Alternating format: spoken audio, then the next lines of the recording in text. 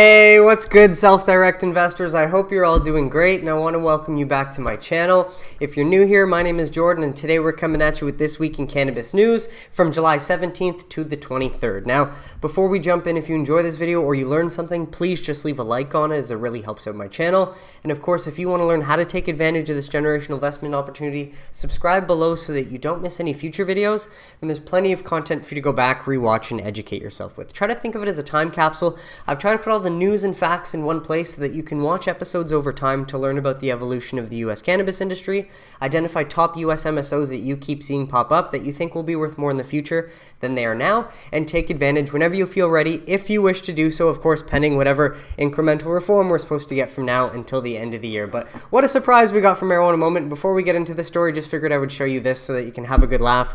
Regardless of what you think, this is just hilarious, and I know that this is in California where cannabis is legal, so he's not breaking any laws. It's another example of the blatant hypocrisy where Biden refuses to keep his campaign promises. People are still in jail for cannabis, yet we've got the nation's most prolific crackhead running around doing whatever the fuck he wants because he will not face consequences because his father was the architect of the 1994 crime bill. You cannot make this shit up, but we're going to get back into the news. A Senate committee chairman says cannabis banking bill actually won't get a vote this summer despite his goal lobbyist reports. And while we were hopeful that Sherrod Brown might keep his word, what do we learn? Politicians are professional liars and they are never to be trusted. Pandering is part of the job, and it's very important to focus on actions, as actions speak much louder than words. And I'll get to something in a moment as to why I'm just focusing on the actions of the past versus getting caught up in what politicians are doing now. But with that, lobbyist Don Murphy of the Cannabis Leadership Campaign said on Thursday that he spoke to Senate Banking Committee Chairman Sherrod Brown, who told him that his panel will not be voting on the Safe Banking Act before the start of recess beginning on July 31st. Not surprising, honestly. We were hopeful that, again, they might work for the American people, but they're just choosing not to. So you can pause to read these next bits, but that's everything I've covered in the last few weeks.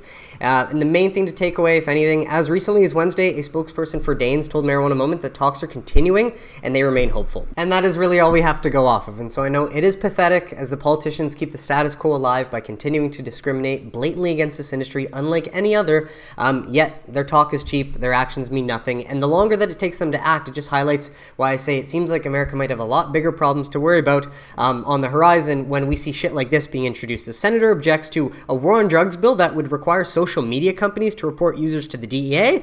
You should abolish the DEA way before any sort of bill like this could even get a chance to be looked at, but clearly not in today's climate, as a Democratic senator is opposing a bill that he says would perpetuate the discriminatory consequences of the war on drugs. The status quo is doing that fairly well by forcing social media and other technology companies to broadly surveil people in an effort to combat illicit drug sales and lead to meritless referrals to the DEA. Yeah, how's that going to go across? And so Ron Wyden is the big man standing up against this bill. What a fucking coward this guy is.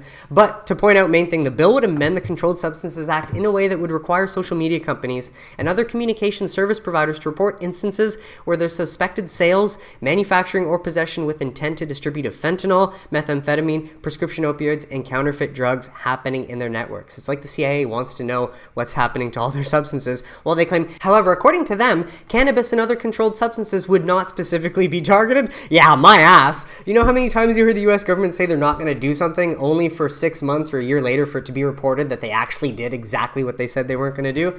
And so if you needed any more evidence that social media companies and government agencies were illegally colluding in order to further protect the government and strip away any more rights that you might have, it's right here. And what's crazy is that even after the ruling in Missouri a few weeks back that the Biden administration has to stop all communications with social media companies, they appealed that and won the appeal. So they have a bit more time to continue the collusion. It's unbelievable. And then if you saw any of the hearings that happened this past week, there's so much evidence to impeach the Biden crime family. And we just hope that soon enough one day that is going to end up happening. But back to cannabis, as all we can really do is try and keep our heads above water and in a sane place until we actually see some sort of scheduling review, most likely. Jesse Redmond shared this very timely clip of an interview with Jason Wild, and for any investors that have been around at least in 2018, even before then when I got in, or 2021, it's a good reminder to zoom out and realize that this is going to happen at some point. It's still a one-out scenario. This is something that in real life has come up a whole lot, obviously, over the last few months.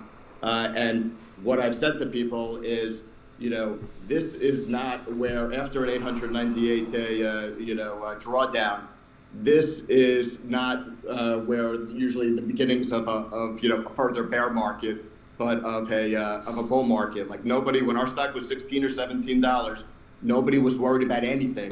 And in retrospect, Right. us and Fully all so. the other, investors and all the other companies should have been worried because there was a slowdown that was coming. Valuable lesson if you chose to learn that lesson as opposed to just get angry and bitter about it. But We didn't even know. If you remember, for the first few months, we thought it was just no progress in Washington, right?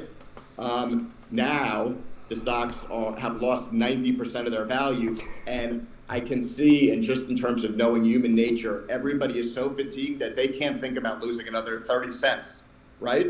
But they've already lost, 90% of the value. And just for context, my 80K book value is probably down to like 15K or 12K last time I checked. I don't need the money, so I haven't looked at it, but I do know when we enter that bull cycle again, a rising tide will lift all ships. And so my early investments, my largest position in Cresco, Goodness Growth, and Trulieve, obviously in hindsight, could have made much better picks. Obviously, should have sold at the top in 2021, but you live and you learn. Main thing is that I'm just going to keep them there. I'm not going to add to them. Obviously, if I make my money back, great, but I wanted to provide context for anyone new here going forward, as I do plan to accumulate cash in my tax-free savings account. I don't plan to pull the trigger yet, but if I do, when I do, it will be in Green Thumb Industries because they're cash flow positive, and it will be to build a larger position in air wellness. And just, again, not advice, this is just my opinion, but just wanted to share context for what I plan to do going forward. And this is where, in my view, you have that asymmetric risk reward only in the right companies. I'm not saying that the whole space, because there's a lot of balance sheet issues still out there. And maybe in the right companies, I think that the level of pessimism that is out there is like off the charts. I mean, I've run my fund for 20 plus years, and I've never seen this level of pessimism in any specific. And so let this be a valuable reminder that there is a big difference between the temporary share price or the temporary scoreboard of how a company is doing at a given time. The whole idea is that we should be investing in the idea of the business, right? And if the business is doing well and expanding into new markets and capturing market share and getting Americans to vote for their dollars, that's what matters in the long run. And then the discrepancy is just going to make up for itself, especially when you consider that these MSOs, especially the tier ones, are making more money now and providing their services to more Americans than ever. Yet they're valued at way less than in 2021 and 2019 when we hit previous peaks. And so all this to say, the Dems keep moving the goalposts, and that just forces us to move the goalposts. It's as simple as that. The longer it takes, I truly believe the bigger it will eventually be. I watched and lived it in 2018, as naive as I was. I watched and lived it in 2020 and 2021, as optimistic and wrong as we all were. And I will watch it and live it again in 2023 and 2024. And so if I've learned anything, obviously this is a bit of a generalization, but it's easy to almost get in the summer of an election year and then exit before the spring of the following year. And I'll show you what I mean by that in a moment, but take that with a grain of salt. Main thing, I wanted to show you some constructive comments based on what Jason is saying, because I still believe it's a when not if scenario. It's just, again, Dems extend the goalposts. We need to extend our goalposts.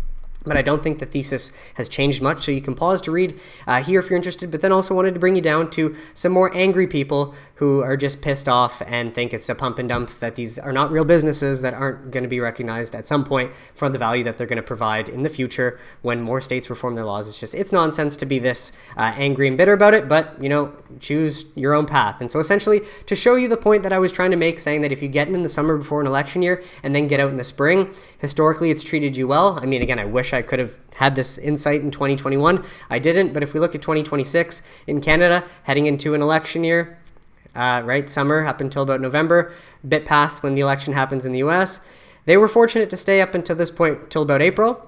And they came all the way back down. And this was an off election year, but this was when all the action in Canada was happening, when we were going to pass the bill to actually legalize cannabis. Well, if we look at the 2018 election cycle for the US, and while this is still Canada, main thing to point out, I believe Monday, September 17th, 2018 was the second peak in 2018. And this was the sell the news event for the year, essentially.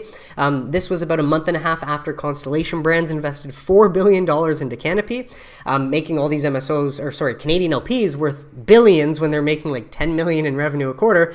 And this was essentially the sell the news event, though, because we got on October 17th, 2018, Canada signed the bill into law, and then people are expecting, how are the prices going to keep going higher when these companies are already way overinflated? And so after they signed the bill into law, we saw this drop, and this was when AFRIA, the short report, came out, and that was when I learned my first lesson of, obviously, should have sold high, but I was very young then and just gotten into investing. Main thing to point out is these were the COVID lows of March 2020. And then we're going to jump over to the US for the rest, because we pick up where we left off looking at the COVID lows of March 9th, 2020. 11 months later, who knew we would hit all-time highs February 8th, 2021? But here's what's crazy. While many of the tier 1 MSOs hit their all-time highs during this big run, the collective basket of MSOs actually hit higher valuations in 2019 when they would have been making pennies compared to what these real businesses, at least the tier ones, are making now. And so all that to say, do you believe that this is it and that these companies are just going to go under, or do you believe there's going to be another third wave? I obviously do. That's why I'm putting my money where my mouth is. What do you think, though? Let me know in the comments. But I've lived this before, and I know what's going to happen again, whether we like it or not. And so you can either teach yourself and learn how to take advantage, or you can sit around and complain about it. And I know that while I've missed opportunities in the past to sell the equity, I don't know what I would have used it for. Whereas now I have a much clearer plan, and so while I will continue to accumulate in specific MSOs that are cash flow positive going forward, the main thing is I'm going to take advantage so I can make some funds for my own family, for my community. I'm probably going to try to move to Florida sooner than later because that seems like the best state to want to aim for if you're going to move to the US from Canada. All that to point out is I've got lots of plans, and the funds that I eventually make from this is what's going to help pay for them. What do you think? Let me know in the comments if I'm crazy, or if obviously you're doing the same thing because you see the same vision coming in time. It's just a matter of when, not if. And so with that, from Tom Angle, the House Cannabis Banking Bill just got its first GOP co-sponsor since May. It now has 47 Democrats and 18 Republicans, including lead sponsor Rep. Dave Joyce, signed on. And so of course this is the House, not the Senate, but it seems like, thank you, Jack Bergman being the first R from Missouri. If only we can get Schmidt and Josh Hawley on board in the Senate. With that, from Marijuana Moment, state cannabis associations rally to urge banking vote without further delay. You're a little bit late, guys. Sadly, we all know too well the public health and safety consequences are dire. Congress doesn't seem to give a shit, as sadly we've hit peak greed, and oligarch funding matters more than working for the will of the American people. And so more on this article if you wanted to read through it, but this is the main thing to highlight. I'll pause it here and scroll down a little bit more if you wanted to pause to read. But with that, an interesting visual from the Weed CFO, at least telling us something promising about the new generations, as most cannabis consumers use it as a replacement for alcohol. And this is going to be the case and continue likely going forward. And so of course, this is promising as foreshadowing for a brighter future with a lot more cannabis. Coming from New Frontier data, I have replaced at least some of my alcohol drinking with cannabis. Strongly agree myself, and of course you can read it and weep here. 18 to 24, 25 to 34, 35 to 44. Obviously, the number goes down as people get older, but most of the younger generations are realizing the benefits of cannabis as opposed to alcohol or other substances that are just way more potentially dangerous that you have less control over. And just to add on this, it's only 281 votes from someone, obviously, probably in a bit of a cannabis bubble on Twitter, but still, for what it's worth, figured I would share. So would you rather your 21-year-old kid smoke pot or drink booze if you had to pick one? Let me know in the comments, but I do imagine if you watch this channel, I know what the answer would be. I know I'd pick cannabis all day long, night and day, safer than booze, and clearly the results speak for themselves. 98% would prefer cannabis over booze, and so seems many of us are getting smarter and waking up, although I do consume alcohol from time to time, everything in moderation, but just wanted to scroll down and give some input from other people too. Main thing, I'd rather my kids just be sober and happy. I think that is the result of excellent parenting, which is just so rare, but hey, if you can do that to your kids, fuck, you are a success story. And so with that, some studies to further point out why obviously cannabis is much safer than alcohol. Study cannabis consumers use fewer opioids following neck fusion surgery. I don't know why these sites are screwing with me at the moment, but out of Connecticut, cannabis consumers use fewer opioids following neck fusion surgery than do their non-consuming counterparts, according to case-controlled data published in the North American Spine Society journal. Investigators reported that subjects with a history of cannabis use were less likely than non-users to fill opioid prescriptions in the days immediately after the surgery. At 60 days, cannabis consumers required lower daily doses of opioids than did control. It's fascinating, right? So you can pause to read the rest here, of course, or you can grab the link in the description, but more reason to deschedule this plant 50 years ago as we should have. While this one is an older one, but January 25th, 2022, active ingredient in cannabis protects aging brain cells. Sounds like something that we should study more and why cannabis ought to be descheduled as well. As Salk researchers find, cannabinol preserves mitochondria function and prevents oxidative damage to cells. And so if cannabis is life-saving, that is why it's likely still stuck in the schedule and classification. Real talk. And so active ingredients in cannabis, it seems like CBN, one of the newer finding compounds, is the one responsible. But all that to say, the findings published on January 6, 2022 in the journal Free Radical Biology and Medicine suggest CBN has the potential for treating age-related neurodegenerative diseases like Alzheimer's. How is this not blasted on every mainstream media outlet? Because Big Pharma owns them by paying for 75% of the advertising, unfortunately. But I digress, why we ought to deschedule. And so another one that I found, it was older but interesting just because of a word that stood out that I had never seen before the last few years. And this is from 2006, but the endogenous cardiac cannabinoid system, a new protective mechanism against myocardial ischemia. And so main thing to bring you down to the abstract here, You can pause to read all of this. Thus, the endogenous cardiac cannabinoid system, which from my understanding is the endocannabinoid system that exists in every living mammal that doctors only learn about for about 2 hours in all of their education, through activation of CB2 receptors, appears to be an important mechanism for protection against myocardial ischemia. And like me, you've probably only heard of this word in the last few years. What is myocardial ischemia? All point to say is if you pause to read this, more evidence as to why we ought to have descheduled cannabis decades ago. But what is ischemia? It's a condition in which blood flow and thus oxygen is restricted or reduced in a part of the body. So restricted or reduced in a part of the body. Why would that be? What is myocarditis? Myocarditis is an inflammation of the heart tissue, specifically the myocardium, the middle layer of the heart wall, essentially saying that it's probably inflammation in the heart of myocarditis that causes this ischemia. And if this is true, which I mean, I believe it is because they present the data, just gotta say, could be a lot bigger problems than cannabis to worry about in the US sooner than later, as US military confirms myocarditis spike after introduction. And so just to bring you down to the data, as data from the Defense Medical Epidemiology database found that cases of soared among U.S. service members in 2021, and I'm terrified for the 2022 data to come out, but there was 275 cases in 2021, a 151% spike from the annual average from 2016 to 2020. And Mr. Cicernos provided the rate of cases per 100,000 persons years, a way to measure risk across a certain period of time. In 2021, the rate was 69.8 among those with prior infection, compared to 21.7% among members who had been vaccinated. While I do believe this, I don't really believe this because the lack of evidence. If you can find the evidence to that, please let me know in the comments. I have not found it. Nothing that's credible anyways. And so just wanted to point this out because, again, much bigger problems than just getting cannabis descheduled. If this could be real and why it's not blasted on every media outlet is eye-opening. And so with that, back to cannabis from the Office of Medical Cannabis Use. This past week was a bit of a dud in Florida as no new dispensaries were opened from July 10th to the 14th. Oh, this is the wrong one. That is why. So we go up to the 21st. Here we go. Okay. One new dispensary opened by Sunburn in Jacksonville from the 17th to the 21st. And so qualified patient count did increase up to 834,108, representing a week-over-week increase of just 645 patients. Not a very good week for whatever reason, but it is peak summer in Florida. And so we do see that number typically fall off.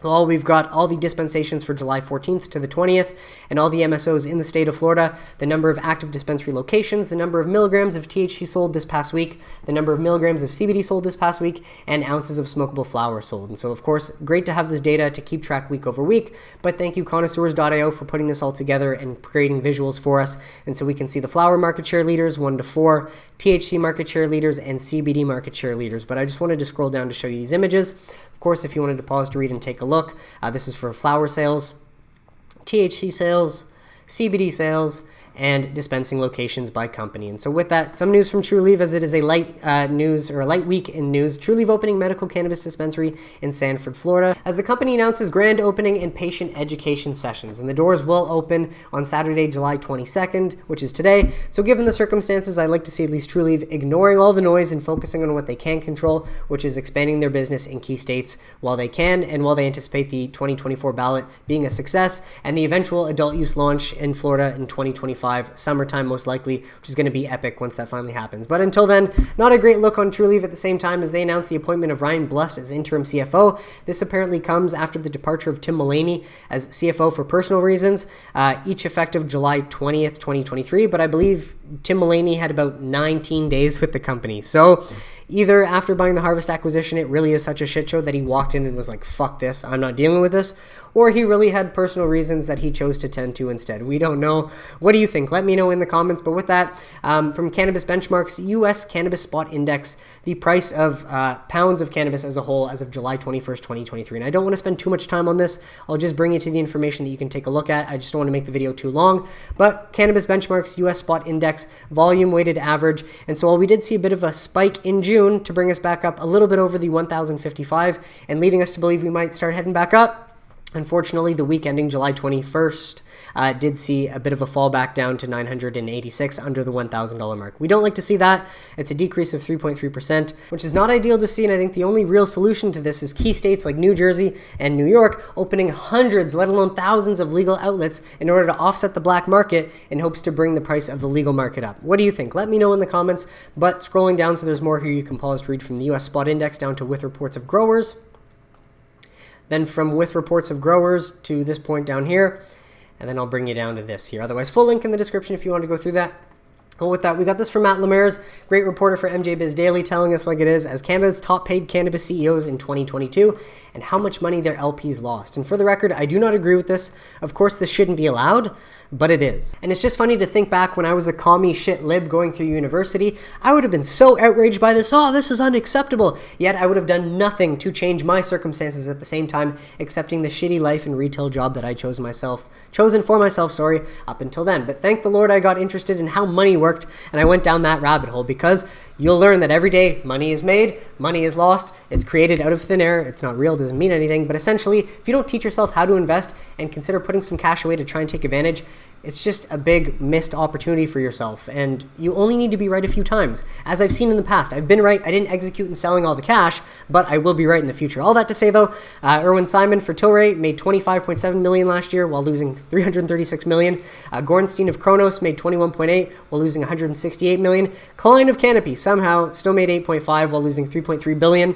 And then Martin of Aurora, $6.7 million, lost $87 million. Again, I don't agree with this, but money is created and lost every day. Are you going to learn to take advantage or not? And at least the good news is that in Canada, sales in May picked up a slight bit, up 1.2% to 415.6 million, as April was revised slightly lower to 410.6 million from May. And so you can pause to read a bit more about that here.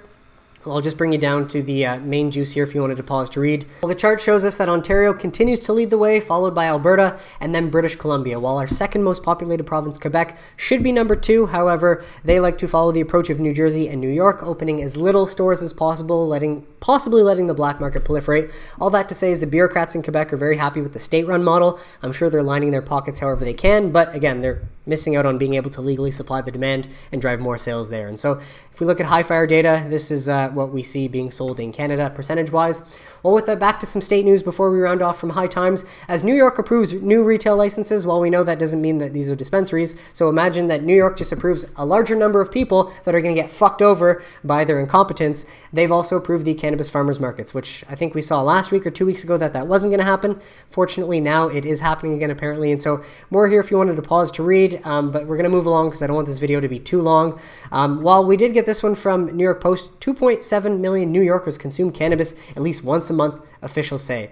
Now, I just wanted to point this out because reading through this, I'm just like, where do you get this data? And are you going to share at one point? Some 2.7 million New Yorkers enjoy cannabis at least once a month, state cannabis regulators revealed Wednesday, as they continue to push toward a robust legal marketplace for the green goods. The steadily rising use of cannabis represents nearly 1/5 of New York adults who use weed at least once a year, and mostly from illegal distributors. I wonder why? Because of the fucking incompetent New York regulators, according to the U.S. Department of Health and Human Services. But still, where did this 2.7 million New Yorkers enjoy cannabis once a month come from?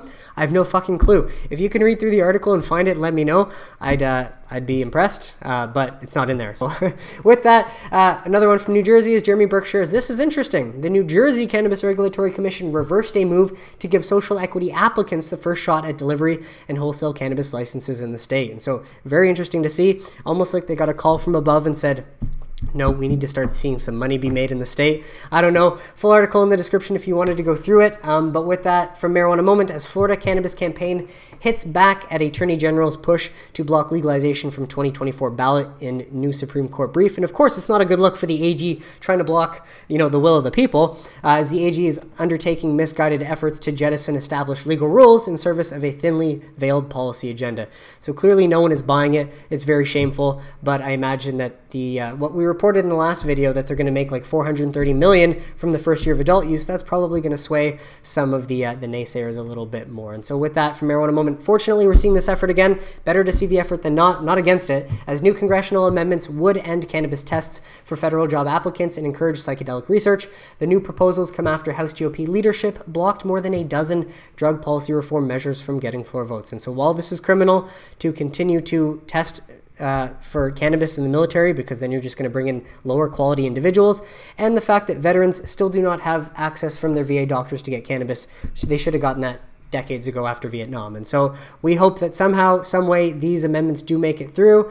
And last story for Marijuana Moment, as congressional spending bill reports call for research on hemp as plastic alternative and cannabis impaired driving test. Yeah, we've known hemp as a plastic alternative forever that is biodegradable. Why have they not considered using that longer ago? But the committee is urging the EPA to explore alternatives to plastic such as United States-based hemp. Wouldn't that be a massive industry? And if the US did it homegrown again, that's how we can get back on top. And I just say that as a Canadian that knows that, America being on top is important for the longevity of peace and stability in North America. And that is it for today's episode, folks. I want to thank you so much for tuning in, and I really hope you got some value out of it. What did you think of the stories? Let me know in the comments if you have any questions or suggestions, and I'd be happy to address them. But besides that, if you enjoyed this video and you learned something, please just leave a like on it. Subscribe below if you don't want to miss any future videos, and I will catch you on Wednesday for a midweek update. Have a great weekend, everybody. Take care.